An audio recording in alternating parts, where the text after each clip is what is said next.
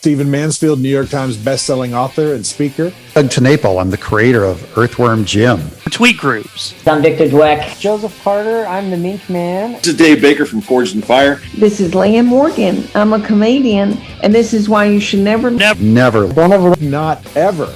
Don't waste your time. Oh, you really should. listen to those darling, yummy Reverend and the Reprobate.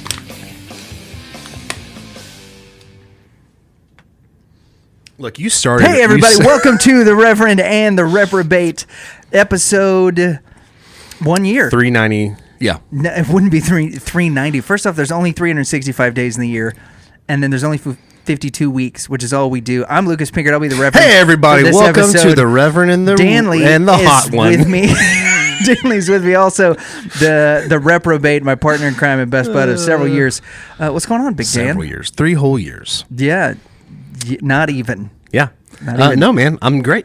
Yeah, so it's been a weird year. I'm flying high. Yeah, for sure.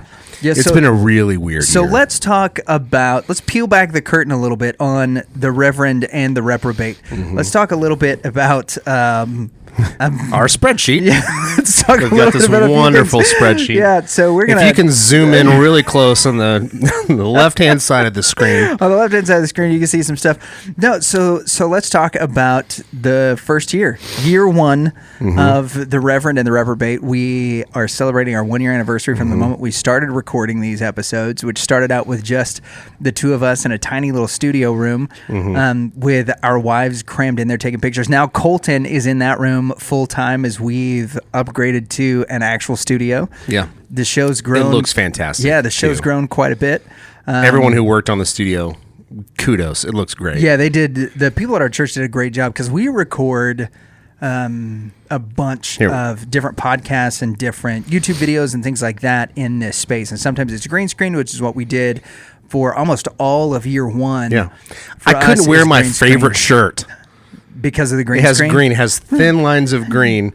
And the first video that we shot with this brick background, I was wearing that shirt. I've been wanting to wear it for a whole year. Yeah. Well, I'm glad you did. Yep. It's about time you looked nice for one of our episodes. Dang tootin'. So... Is that a phrase? I don't think so. Okay. Darn tootin' is the phrase. So we... Like we said earlier, to peel back the curtain a little bit, we started this podcast because we both wanted a creative outlet. We were both spinning our wheels a little bit. Yeah. I was slowly dying in the dark in the pandemic. We were just doing other things. You know, we had work going on, but we really didn't have a great creative outlet. So that's what we started this podcast for. I was slowly dying in the dark. I'll say that. It's taken on a really weird life from where we started. Like when we first started the podcast, it was just us talking about, we were talking about news stories. We were talking about, funny things that we saw. Chicken update. Yeah, chicken updates, borrowing. Some of our beginning, there was me getting in a wreck. Yep. I got in a wreck. We covered that. Yeah, we did.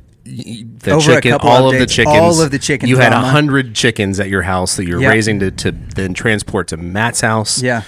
Where they would they were transform. Chicks. Yeah, they were chicks. They were babies, but they would eventually transform his landscape. Yeah, and that was the has, for the most part, that's worked fairly well. Good. We've added a producer who's just breathing into the microphone like a champ. Yeah. That may have been me Colton. too. We've also moved from a show that was just us talking about the things that were happening in our lives, reviewing news stories and things like that, to really getting interviews like we always talk to people we have no business talking to. Yeah, it's been in the description of our show ever since we interviewed David Baker. Well, I think it really was something we talked about in the beginning, but we've added it since then, is that we want to do interviews with people that we have no business talking to. We didn't know how to get into interviews at the begining. It's been my favorite thing this last year. It's been absolutely awesome. Well, let's look at, if you saw earlier in that center sheet, I've got our guest list right here. We've had Greg Lewis, London Williams, Steve Ryder, David Baker, Stephen Mansfield twice, David Sherrill, Ron Waterman, Joseph Carter, Doug Tenaple, Victor Dweck, Michael Gruber, Jeremy Nunez, Leanne Morgan, Stephen Mansfield, Lee Harden, Brett and Aaron Kunkel, David Graham, Troy Basham, Moody Malavi, Jeff Allen, Don Marshall, Kira Davis, Seth Dillon, Justin Batt, Nancy Pearcey, our moms, Brandon Hollingsworth, Thor Ramsey, Jaden Frost, Nicholas Perdomo III, David Jesse, our dads, and then our last episode that ended year one was with our good friend Ricky Pope, who helped us with the Rev and Rep spoils stuff. This is crazy to me. It's bizarre. It's bizarre because many of those names that you listed that we've gotten to talk to, I have been obsessed with them. Oh, these little micro obsessions where I'll find them on YouTube, or you'll find them, or we'll eventually one of us will get to talking to the other one. We'll go, I've been following this guy or this girl, like Leanne Morgan. Both of us, independently found her during the pandemic. I don't know if it was something with her marketing team just really nailing it, but we both, found her. Our wives fell in love with her. Right. She's hysterical. We had her on. It's the most bizarre thing that has happened. That one was not just her, but I'm saying this whole list, this comprehensive list. I think the first two guests that I was kind of starstruck with, because we started with Greg and with London, who are friends of ours. Yeah, and I'm not starstruck with Greg. Right, and then we had on Steve Ryder. I do love Greg. Who had an incredible story to tell, and it was great to just have him on to let him tell the story about the Never Alone project, how it got started, the stuff that they're doing with that. But that was followed by two guys that for me were like, sort of Mount Rushmore. Like, if we got these guys are going on the Mount Rushmore of year one. And that was back to back. We had David Baker on my birthday and then Stephen Mansfield. And Baker gave us a really cool opportunity to bring on my brother, who's not just a Forged in Fire fan, but also is a blacksmith. Yeah. And got to ask. He's made some cool stuff too. Yeah. But he got to ask David Baker some questions. It afforded a really opportunity between he and I. He made us look like not complete idiots. Oh my gosh, he saved us so big. Because I don't know what I would ask him. Like, okay, we have a world class blacksmith on. We've got to ask some questions. How many times do you hit it before it turns into a sword? Like, how many licks does it take to get to the center of a Tootsie Pop kind of thing? And we did, he was great. Where actually as we get started with year two of the Reverend and the Reprobate, we've got Mike Reiner coming on. Kristen Weber is going to be on. We have Lynn Ulbrich, who is fighting for the freedom of her son Ross, a.k.a. the Dread Pirate Roberts, who created a large portion of the dark web known as the Silk Road. We're going to be talking to her a little bit about his case and some of the ongoing events there, as well as having back on David Baker. We're having Tom Leopold. Who's going to be a great guest. I mean, the lineup. Some of these are making me nervous going into it. It's like, oh my gosh, how do we? Lee Harden talked to us about meeting the lead singer for MXPX, right? Mike Herrera, is that his name? Yeah. And how he fanboyed the whole time, or he turned into Chris Farley from the SNL skit. Right. Remember that time? Yeah, when remember that time when? Yeah. And that's when you were singing and it was that song. Yep. Yeah, that was awesome. Remember when you sang punk rock show at the punk rock show? Right. I'm really trying not to do that with some of these guests. With really any of the guests we've had, but it's hard to not immediately just revert into fanboy. Yeah, and so many of these people that we've had on have been incredible, and their career trajectory is still, going way up. Leanne Morgan in particular, she's exploded. She just booked. So she was on our tiny little show, and then now she's co-headlining with Jeff Foxworthy and Nate Bargatze, and she just sold out a second tour since the pandemic started.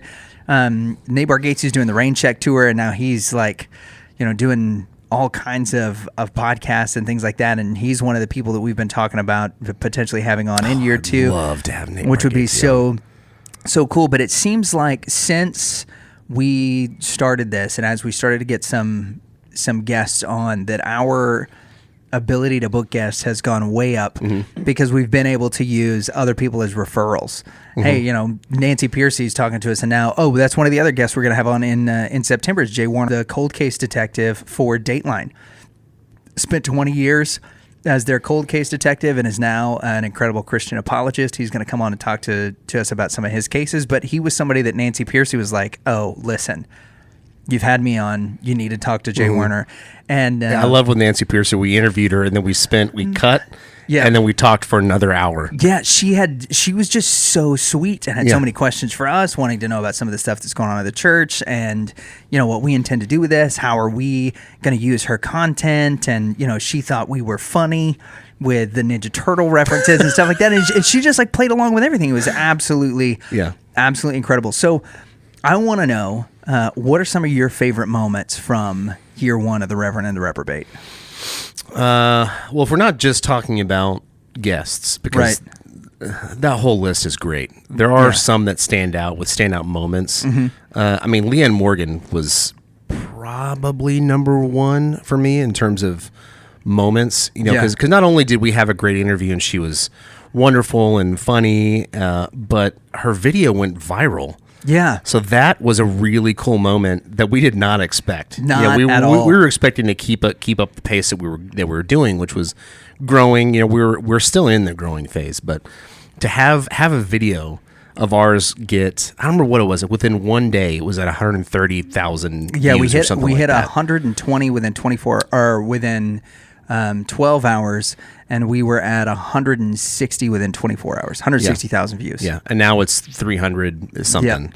And now she's actually using parts of that video for her own promotional stuff. Just That in was terms very of surreal. metrics, I've never had anything like that happen. Right. So that was really cool. And then getting to meet, some of her team behind the scenes and work with them, like you mentioned, using some of our micro content. But that one, David Baker was great. Joseph Carter was a big one. Joseph Carter was a lot of fun. Yeah, because I mentioned being obsessed, these micro obsession. That one's probably a macro obsession because I've been following him for years. My son knows him and his family and his dogs and his mink. Joseph Carter, the mink man, doing many things with mink, including pest control. Yeah. Brilliant pest control. David Baker. Yeah, I don't know, man. There's so many. I think David Baker talking about the zombie apocalypse has to be a top 5 one for me. Yeah. Like talking about what weapons he would use for the zombie apocalypse. And he gave a long, thoughtful He gave a answer. really good answer. Scottish basket hilt's good because they can't bite your hand. You can punch them in the head. You can chop them. That's a good one. French partisan, really good. Long pole, big choppy blade at the front. Both a stabby and a choppy blade, so you can lop heads and poke holes at the same time. Sounds messy but fun. Yeah, I mean, especially if it's on Japanese yari, the trident.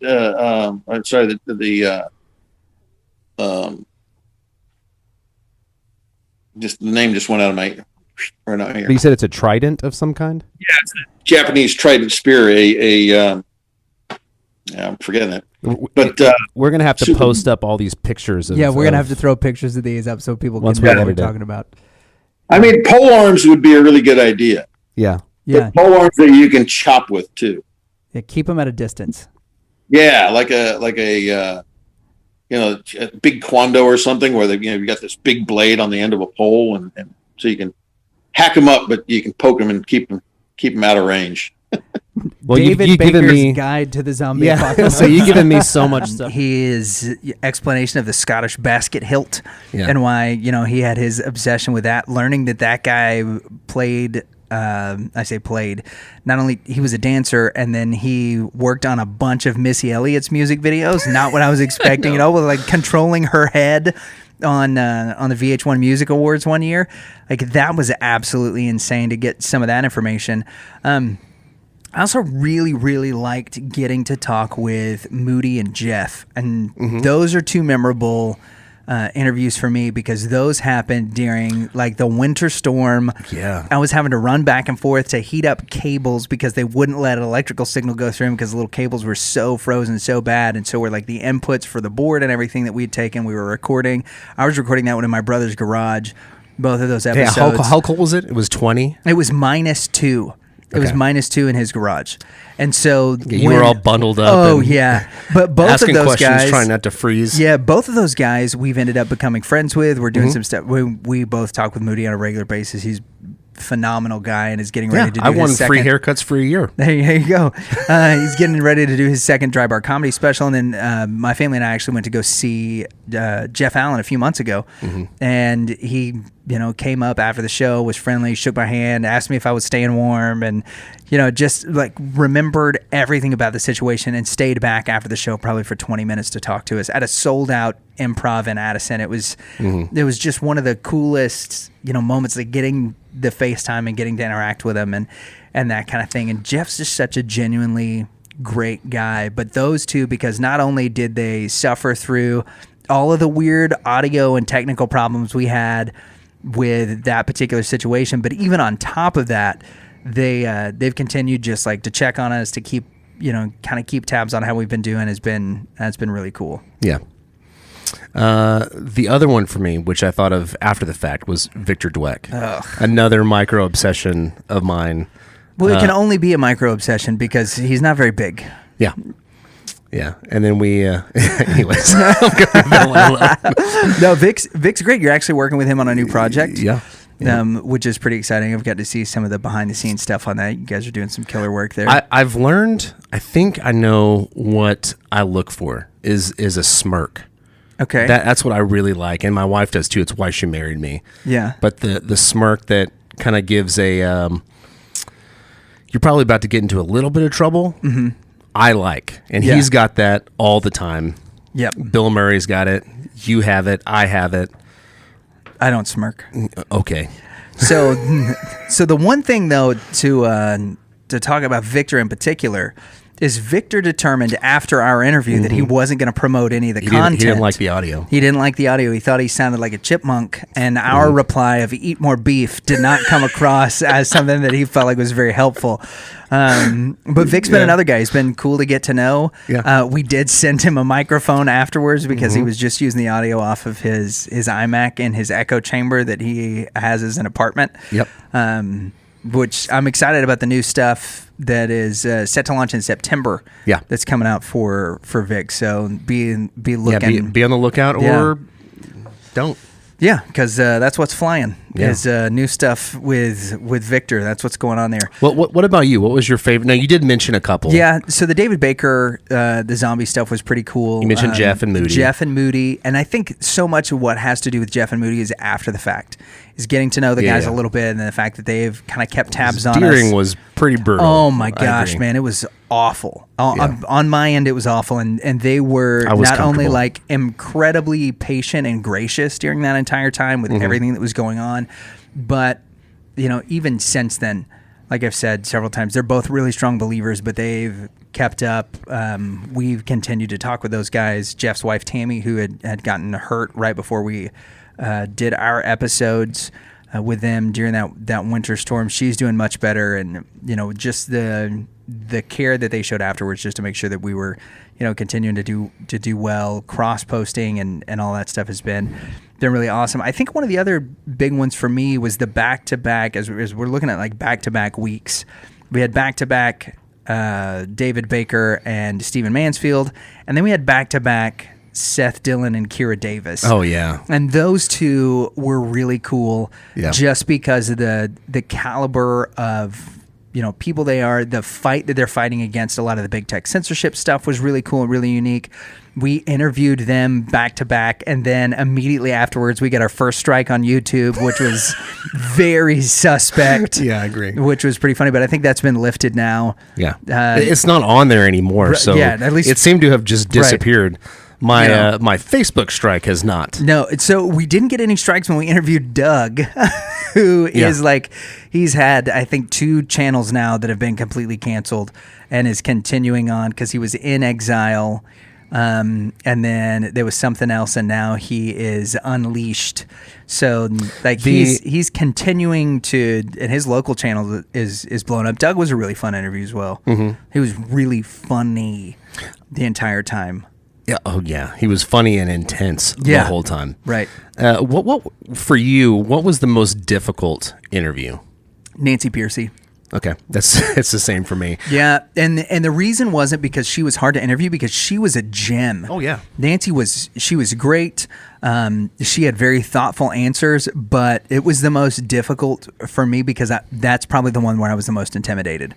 Yeah, and it was like not even a little bit, like as far as any of the other ones in comparison, Stephen Mansfield was a tough interview once it started because we realized how outclassed we were early on.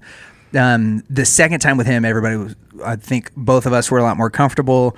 We had a relationship. When we interview him again in the fall, I'm excited for that as well because every episode we've done with him has been phenomenal, and he's great. Although we are starting to collect people that have the name Steve. Yeah, and there's only so many Stevesies. We've already got a Stevesy, Uncle Stevesy. We got Uncle Stevesy. We got to come up with a nickname for Stephen Mansfield, Mr. Mansfield, or just Mr. Professor Mansfield, Mr. Mansfield. Nancy Pearcey was a tough one for me because I felt like I really needed to know the material. And we were talking a little bit off air. We had the opportunity with one of the people that went to the church that I was a missionary at in Canada, Lisa Lacko, who was a Mama CBC. Lisa. Yep. Mama Lisa was a CBC broadcaster for years. She's in the Canadian Radio Hall of Fame. And she talked to us a lot about how to interview early on. Sent us some videos of some great instructions. The approach before the interview. Right. And one of the things she said that has really proven true for us is that research is like having an invisible army with you, at all times during the interview. And particularly with Nancy, I felt like that was important because we were talking about a very specific subject matter. We were entering into an area where she is not just an expert in the field, but is one of the authorities on, in particular, the sacred secular split and the way that the LGBTQ movement has pushed religion Why does everyone look into confused a different when thing? they say that? Because you don't know how many, I don't know how many letters are in it anymore. Because the last time I looked at it was LGBTQIAM plus is the last one that I saw. Yeah. And I don't know what IA I just find that for. funny. Anytime anyone says M LG, stands they go, for mask. There's a Q now. Yeah. I just find that funny. And so many of them seem like they're redundant, but yeah. Anyway, but she's an expert in that. And one of the things as I started to read Love Thy Body that she talks about in the first chapter was the split level of the two-story principle, which Francis Schaeffer came up with and built a lot of his work on. So I had, in preparation for that interview, I had read the first chapter of Love Thy Body, went back, reread How Should We Then Live by Francis Schaeffer, then came back to Love Thy Body so that I had notes on everything and had a better comprehension of it. I mean, in order to do an interview for a 400-page book, I went back, read an extra 600 pages, and then came to the 400-page book, all in preparation for that interview. And there's a couple of people that we'll be looking at in the fall, potentially Dr. Carl Truman and some others who have written tomes, but that are at that same level. What's the difference between a tome and a pamphlet? Whether or not you're making sales on the internet and whether or not you've got a legitimate publisher. Okay. Sorry, Josh. But, I think that one was probably the one that was the hardest for me, but also one of the most rewarding. And maybe it wasn't, the interview itself wasn't as hard as the prep work was going into it. Because there were some other people that we interviewed, and I'm not going to throw any of our guests under the bus, that were much harder to get good content out of. And that a lot of stuff was left on the editing floor, but a lot of what got left on the editing floor was them going, like, okay, great, yeah, that was fun. That's really why we had you on the show, is so that you could look at us blankly. So what was so difficult? Ask a question and answer is yes. I mean, I guess we shouldn't have asked a close-ended question. But we didn't often and still got yes, Yeah. So what was so difficult for you about Nancy Pearcey? Well, I think you nailed it on the head. The first, having an invisible army. I was aware of her and I did some research, but I didn't read the books, mainly because me not think that good.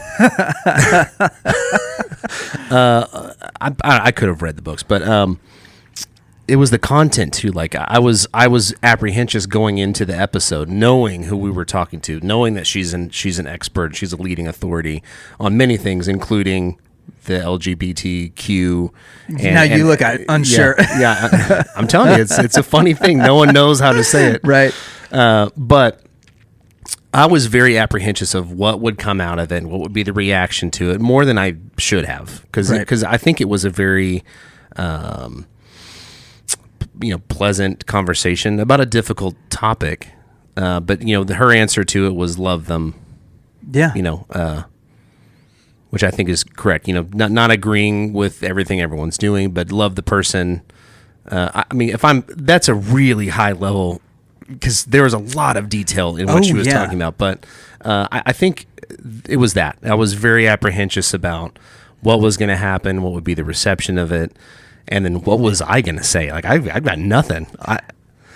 She was one of the ones, though, that when we did, especially in the controlled rowdiness segment, like, she really shined. And that was when I lit up. I was like, okay, we get to play now. Yep. And the question, we got done talking about the difficult stuff. Now we get to play. That's what I want to do. And she gave these really thoughtful answers. We asked her, because she's classically trained in violin. That's what she went to college for. Mm-hmm. We asked her, would she beat the devil? Yeah, would she beat the devil? And she's like, well, the devil played fiddle, but when I get to heaven, I'd love to play these.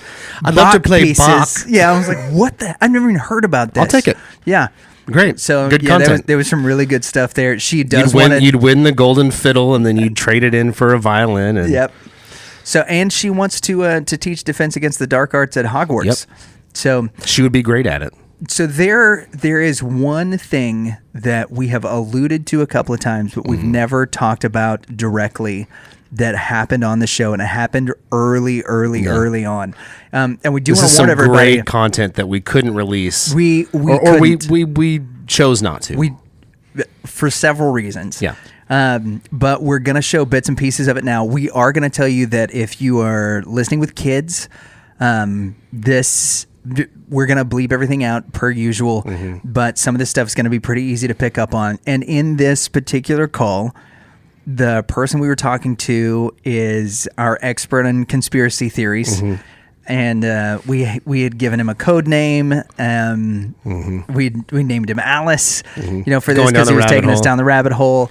And during this interview, in order to calm his nerves, he said, "Yeah, go for it." Alice was sauced. Yeah, he was. He was sauced. He was inebriated whenever he called in, and it led to, frankly, the most angry that I've been on the show, because he's a dear old friend of mine. Yep.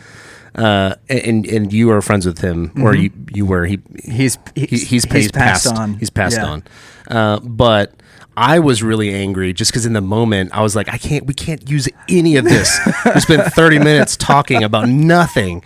Then after a couple of days of stewing, a day or two of cooling off, you sent me the footage, and I laughed hysterically, because it is so ridiculous, which is very true to his real name's Don.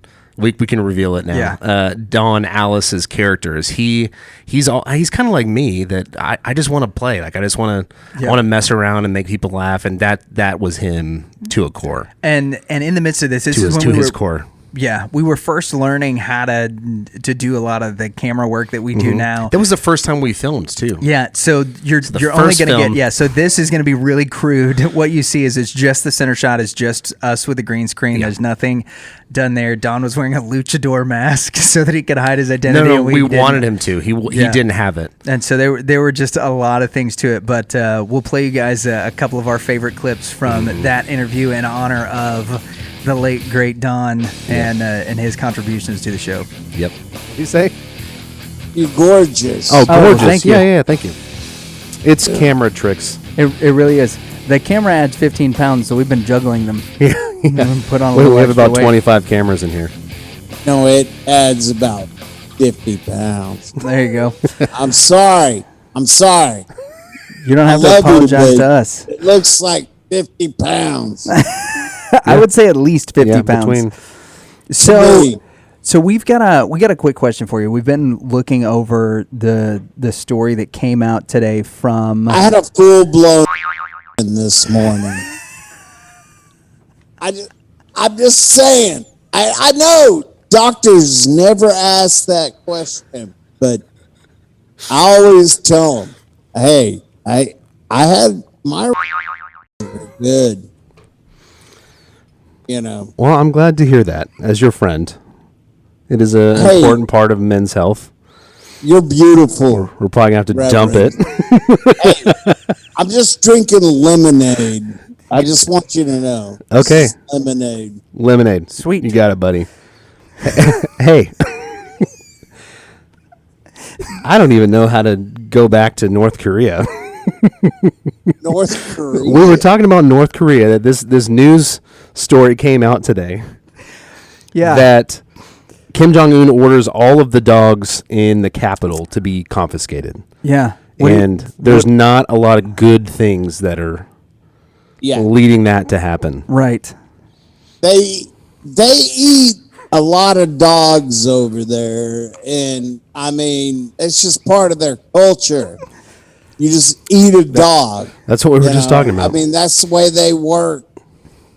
How many dogs do you have? Wound up with 2 of them, and I hate them. I hate both of them. I would have killed both of them. With my bare hands, I want to choke them out. Yep. Like, you're so stupid.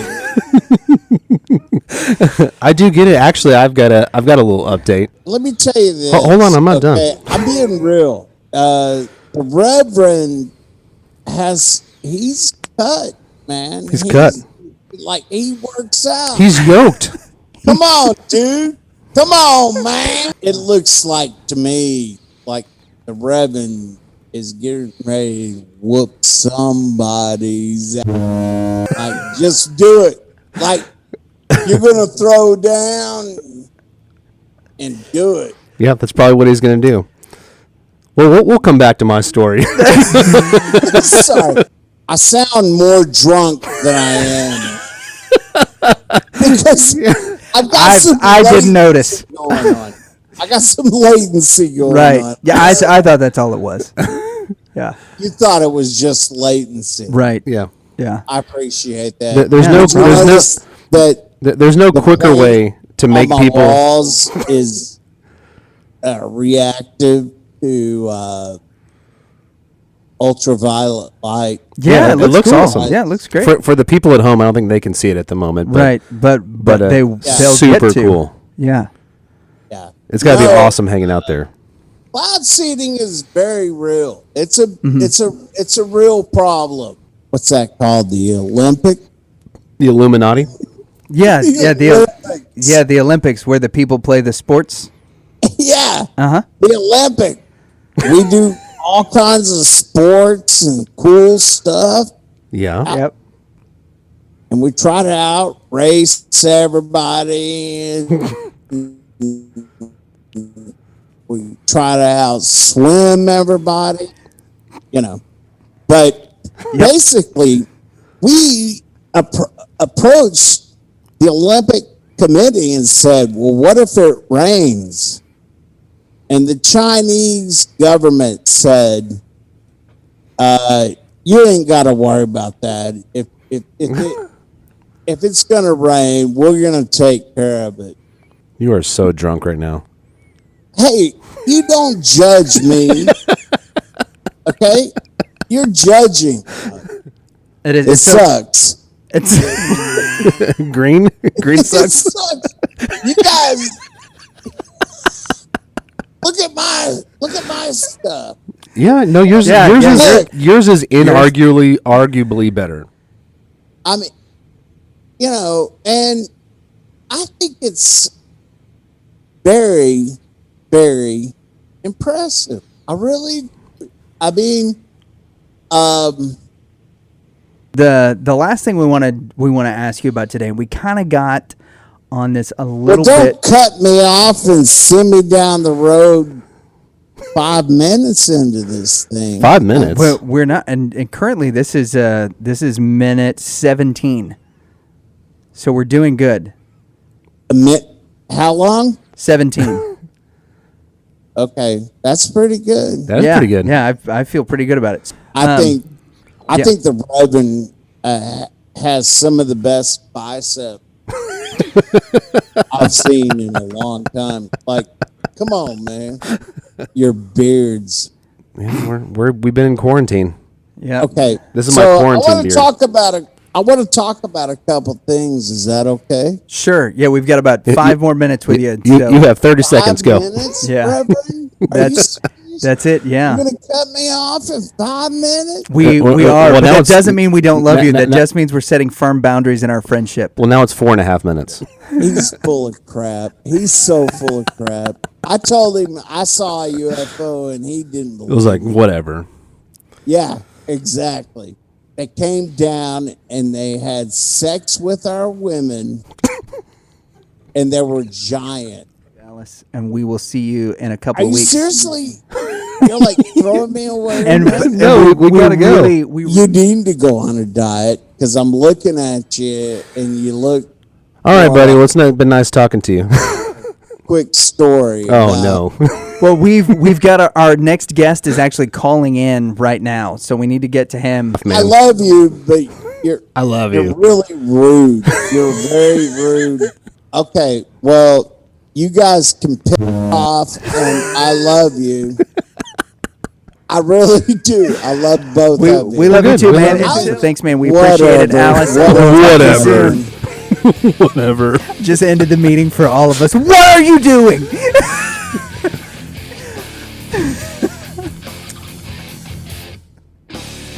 I don't know.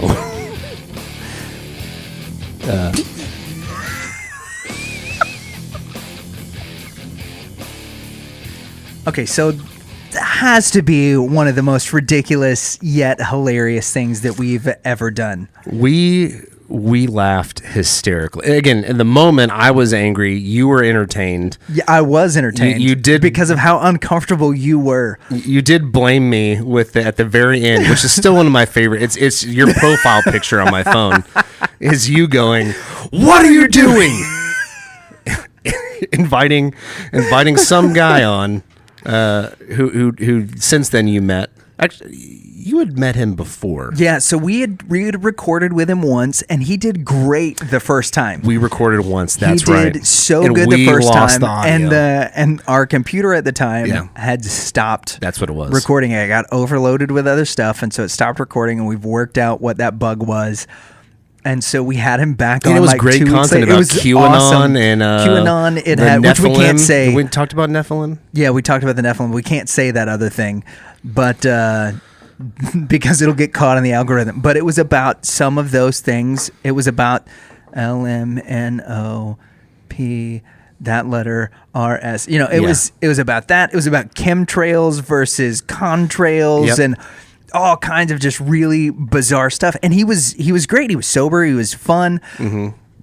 This is not what we were expecting. Yeah. At all. We learned a lot about people groups that eat dogs, about what I looked like at the time, which leads me rather to something we haven't done in a while. How is your Abs by Christmas update? How's that going? I've probably tacked on a good 15 to 20 pounds. That was by Christmas. If I'm being completely honest, that was Abs by Christmas is not going well unless we are keeping true to our 4 years down the road. 2024, 2025, whatever That's fine. we call it. Then I'm doing fine. Yeah, I'm pacing myself well. If it's July now, Yep. not looking good for this Christmas. I mean, I think we could do it, but So are you interested in trying again? not right now. I mean, maybe in July, or I guess maybe next month when next month starts, because this week you're on vacation. Yeah. And that would be rude to try to get you to start Yeah, when you're on don't vacation. don't talk to me about diet where I'm going on vacation. So the day you come back though, This guy. the Going day to you come Austin, back I'm from going to eat vacation, salads. it would give us a full 6 months. Yeah. Are you in?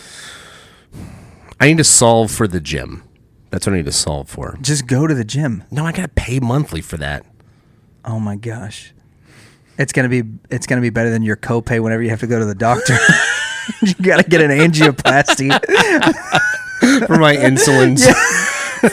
Yeah, all those right. insulin needles. I gotta Yeah, go to that's Walgreens. exactly right. I need some more. I need Yeah, some more that- needles. I need the 16 gauge doc. I'm This one's eating not a working. big burrito while I'm doing it.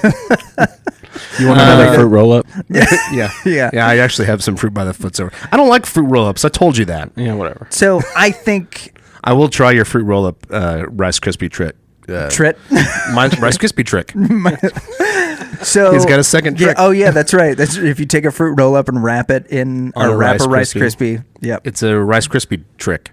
There you go. I don't know. Let's move on. So but this year Colton would have to participate. Yeah, are you in for abs by Christmas? We do need to put the year to be clear.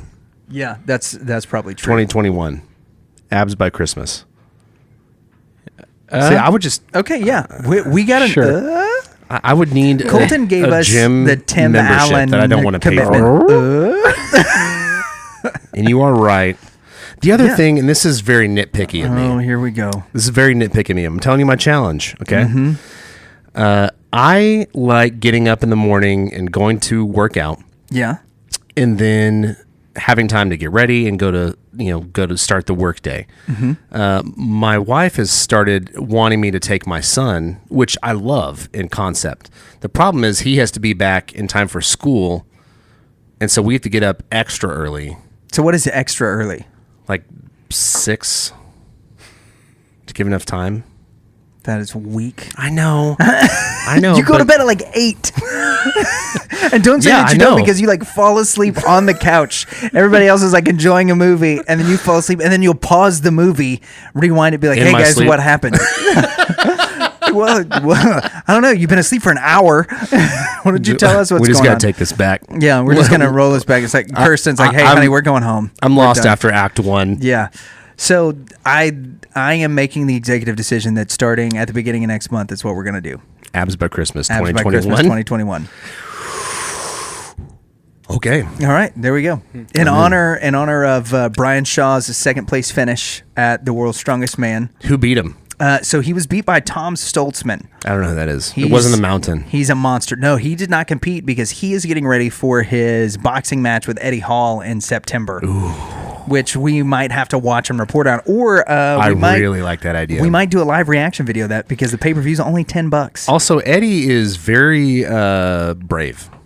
Why? Because I saw the Mountain crush a dude's head. Do you know Eddie Hall was like an Olympic swimmer? I know who Eddie Hall is. No, do you know he was an Olympic swimmer before he did strongman? No.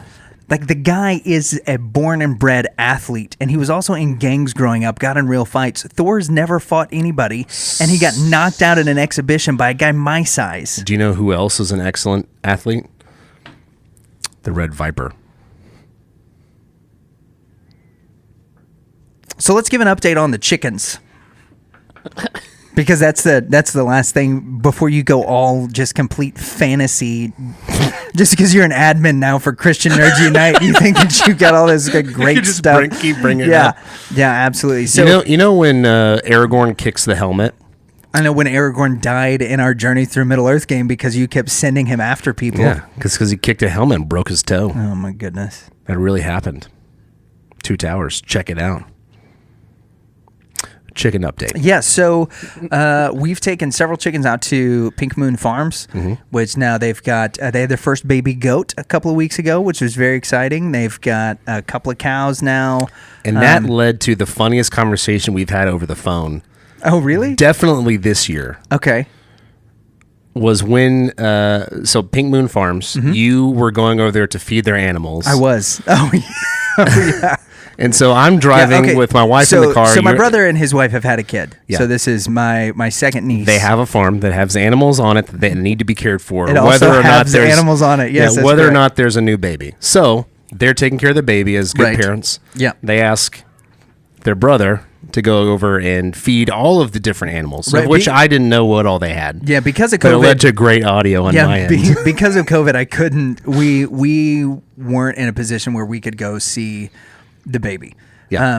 Because we were still, doing church, so I was around crowds, and a crowd for that per that doctor's prescription was 10 or more, and we were running between 30 and 50 at church, and so we just knew, it's going to be a couple of months before we get to see the new baby, which on the one hand really stunk, but on the other hand, it allowed us to do some things in order to help them out. So we did. We went to the farm. No diapers. And there were several animals. There were chickens and turkeys, a Pacific monitor, a breeding pair of Gila monsters, cows, goats. So I call you just to talk something. I don't know. Right, Episode's coming sure. up. Whatever episode. Let's have a quick chat. We're chatting, and I just keep hearing you tell all of these animals to get back.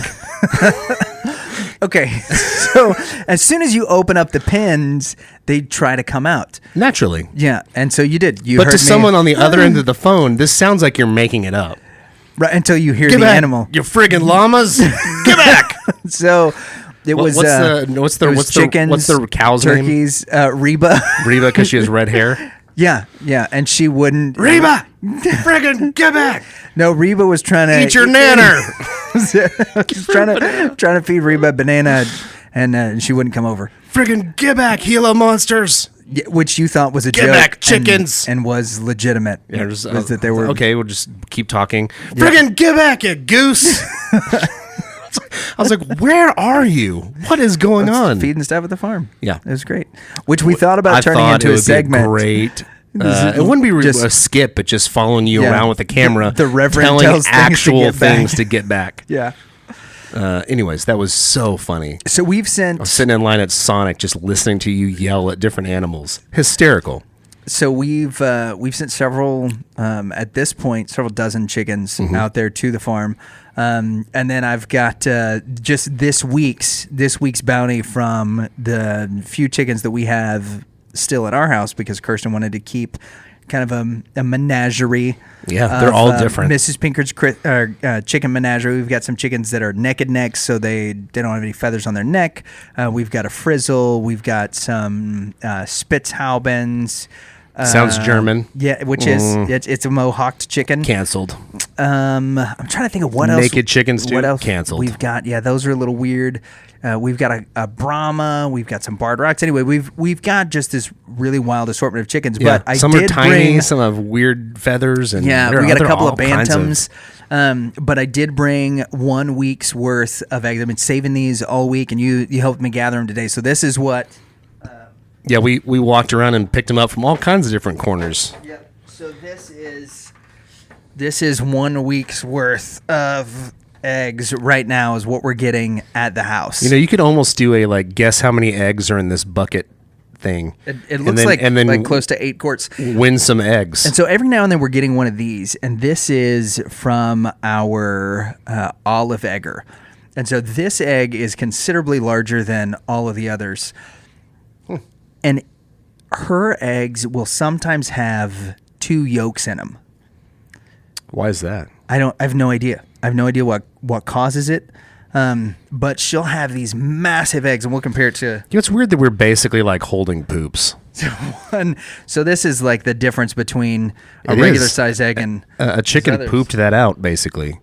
And we're just sitting here holding it and showing it to the You know, camera. we're not going to go into an anatomy lesson of something that you don't understand anything about and will not be great for our listeners to have explained to them. But they don't poop them out. yes, they don't. Hey, remember, I'm the hot one. I'm not the smart one. Yeah, definitely not. But it was We're both yummy. it's been You're smart and I'm hot. It's been a crazy year, and the chickens are doing quite well because we haven't done a chicken update We in have several not. months. It's But been a this shame.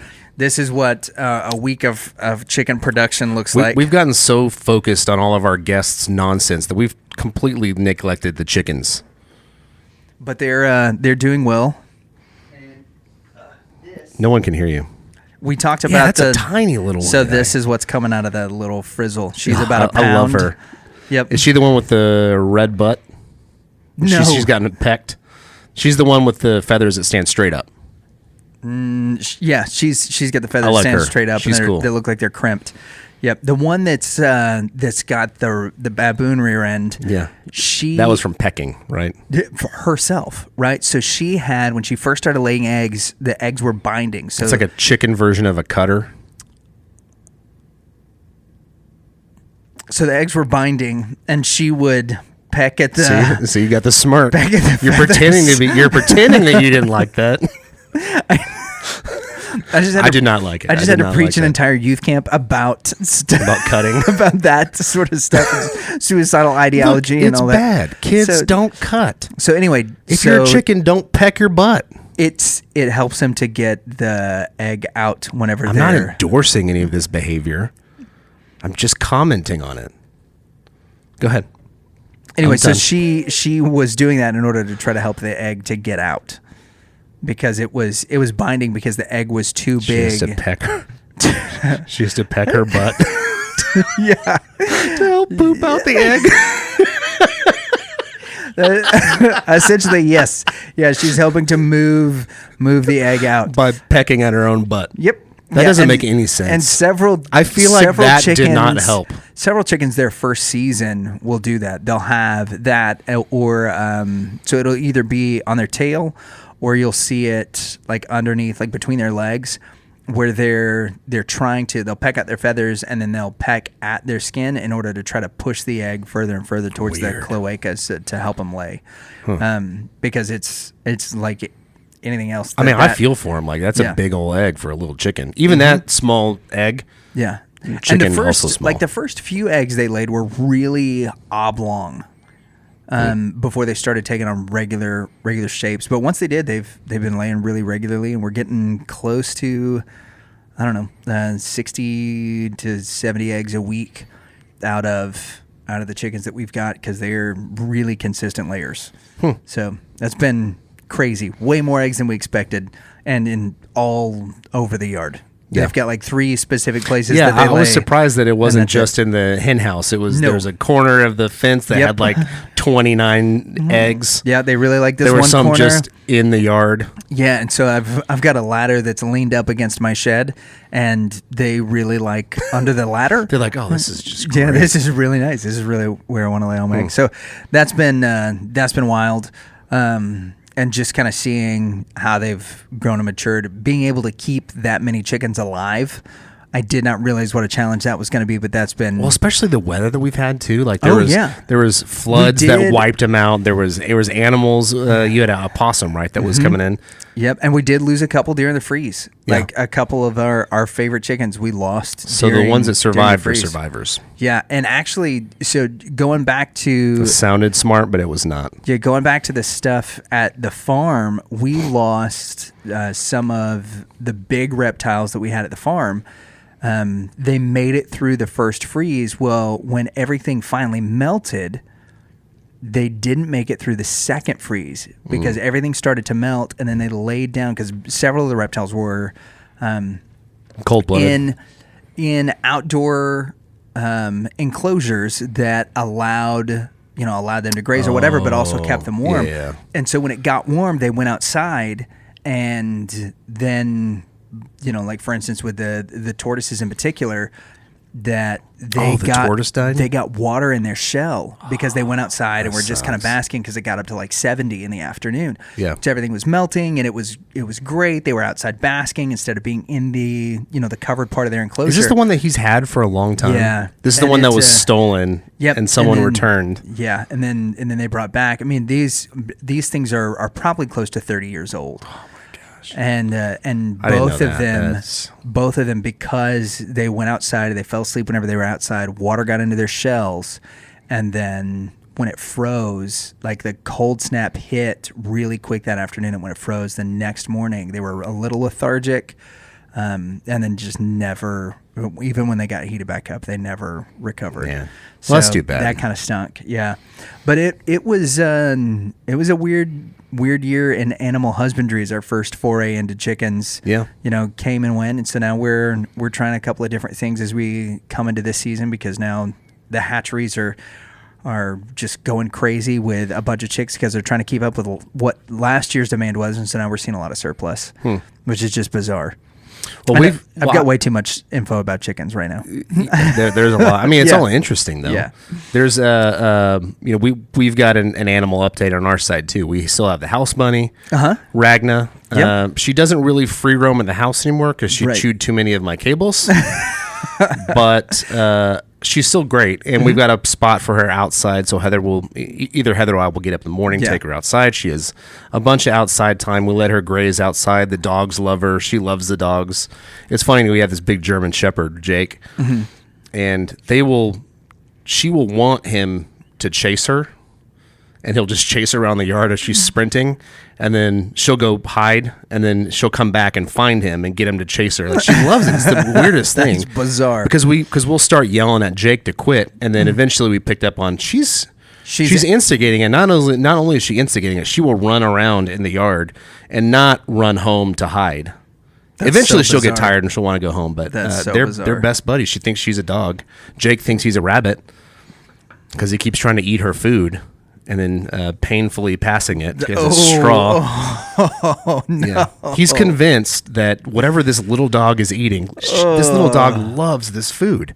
It's got to taste good. Tries straw, doesn't like it. I don't get it.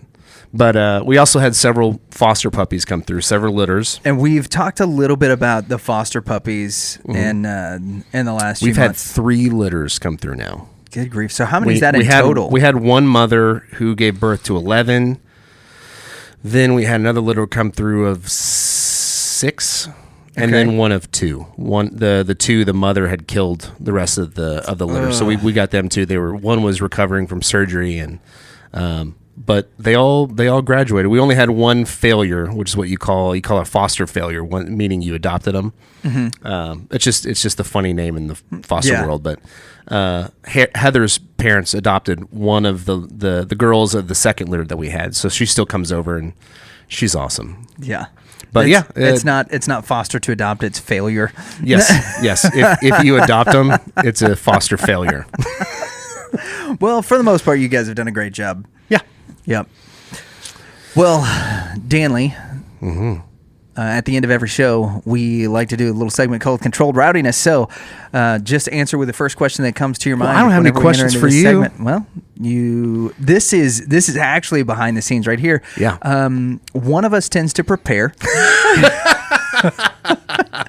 And the other one of us just tends to try to manage that preparation. One of us likes preparation. to share plans with the other one. Yeah. And one likes to surprise. All right, so here we go. First question. Why is Lego Batman the best Batman? He's not. Okay, great. So wrong. He's not, but he is a very funny caricature of Batman. He is. I think he exploits some of the darkness and the very funny things about being a billionaire that dresses up as a bat to go fight crime. It's a funny concept on paper. So your predictions for Robert Pattinson's The Batman, if your Rotten Tomatoes prediction, the over-under is set at 65. Do you think Robert Pattinson's The Batman gets a Rotten Tomato rating of over or under 65%? Audience or critic score? Let's go critic score. I think I'm really basing this off of the trailer, which is all that we've really seen so far. But that's been almost a year old now. Yeah. Yep. I think if the actual movie is anything like the trailer, it will get over 65. Over 65. Yeah. I think the audience score is probably going to be over regardless, just because it seems pretty good, and the audience tends to be a little more forgiving, where the critics may pick on. They may find one little thing they don't like, and then they give it a 0, or not really a fair score. Okay. Whereas the audience tends to just make a good movie. You idiots. So now we're going to go I don't know why I said that. That wasn't funny. Now we're going to go into a year 1 test where I'm going to bring up some things from our interviews, and I need you to answer some questions. What's the name of the movie Thor Ramsey was in? Church People. What was David Baker's favorite sword? Scottish basket hilt. We interviewed Stephen Mansfield twice. In the second interview, we talked about which type of people. Kurds. Nancy Pearcey wrote a book that we talked to her about at length. Saving Leonardo. No. Love Thy Body. Love Thy Body. Yep. We did talk about Saving Leonardo. Yeah. Love Thy Body was longer. Brett and Aaron Kunkel's company is called Maven. But their website is Maven Truth. That's it. Leanne Morgan said that both of us were yummy. David Graham was funny. All right. Jeremy Nunez's new book is called You Can't Write City Hall with a W. Yeah, that's correct. Right. Lee Harden posts more videos that have to do with his comedy or with his guitar playing. His guitar work is astounding. His potential soulmate's name is... I know where you're going with this. Yeah, and I think you should follow me. Kristen Weber. Hey, there we go. Doug Tenaple worked on a Nickelodeon show called... Nickelodeon show. I don't know. Ren and Stimpy? Cat Scratch. Cat Scratch. Okay. Cat Scratch. You're doing really good so far. Yeah. Ren and Stimpy, was that Nickelodeon? That was Cartoon Network. Ren and Stimpy. Michael Gruber worked for 2 organizations that both went to the championships. Which one did he run sound for, and which one did he have to watch? He ran sound for the Rangers, who were not there. Mm-hmm. It was at the Rangers Stadium. Right. And he did not get to run sound for the team he was currently running sound for, which was the Dallas Stars. Joseph Carter was one of our first guests. Yep. We had a guy on the week before him. What wrong name did you call the guest we had on the week before Joseph Carter? I believe it was David Merrill. Uh-huh. And his actual name is? Cheryl. And he does... I'm trying to think of the name of his shop. Arrowhead Vintage Goods. Yep. And what do we have him on the show for? Well, he does this amazing thing with stock motel art, and he paints different kinds of cool things. Primarily Star Wars, so AT-ATs, X-wings flying in the background of a peaceful lake in Utah. It's very funny. It also looks great. So this guest of ours was a suggestion from another guest, and you did we a great found job out. Preparing it. Thank you. So this guest of ours was a suggestion from another guest, and we found out that he hangs out often with the guest we had on right after him. Who is this guest? One more time. All right. So this guest was the suggestion from a previous guest. I think I know who it is. Okay, go for it. It's Jeff Allen and Moody. Right, so Lee Harden Lee gave us Moody's Moody, name, and he hangs out with Moody Jeff hangs Allen. out with Jeff Allen, which we found out. We found out after later, both of them. Later in that Oh evening. yeah, I know Jeff. This we hang guest out of- for writing sessions. This guest of ours. Do you happen to hang out with Nate Bargatze? All right, this guest of ours has retweeted and liked more tweets than any other guest we've had on. Kira Davis. Absolutely, and our best friend Kira. And the final one following Seth Dillon, her episode, and Seth Dillon's episode. This guy, who has a very charming organization, was the first video with which we got a YouTube strike. Who was it? Seth Dillon. No. It wasn't after his? It was after his, but this was the person whose video it was. Oh, Justin Bat. Yep, Justin Bat with Daddy Daycare. With Daddy Saturday. And the very, very last, this is bonus content right here. Where did the pistol actually come from that your mom brought to the Mother's Day episode? The woods. Yeah, all right. The woods near Grapevine Lake. Well, The hey. woods near Grapevine Lake. That's a lie, but we are out of here for another edition. Thank you guys for hanging with us for 1 year of the Reverend and the Reprobate. Hey. And I appreciate y'all listening, even though we and all of our guests have told you not to. In fact, you should do the sign off. Why? Do the little liner. Why should I do it? Because you did great questions for me. I didn't prepare anything. Which makes me feel like you should do it. Come back next year to see whether or not we settle this argument. Yeah. No. We're the Reverend and the Reprobate, and this is why you should never listen.